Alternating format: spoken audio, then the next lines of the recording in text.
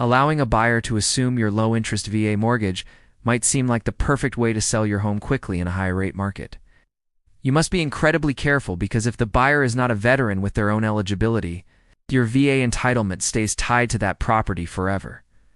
This assumption trap means you cannot use your full VA benefits to buy your next home because your credit is still backing the loan you just sold.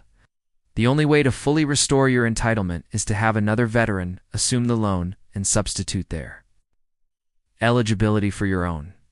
If you let a non-veteran assume your 3% rate, you are effectively giving away your primary military benefit for the next 30 years.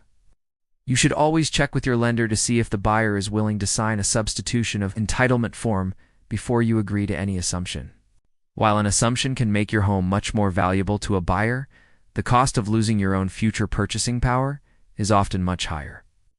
Visit VAMortgageSpecialist.com to learn how to structure a safe assumption that protects your future and subscribe to avoid the traps of the 2026 market.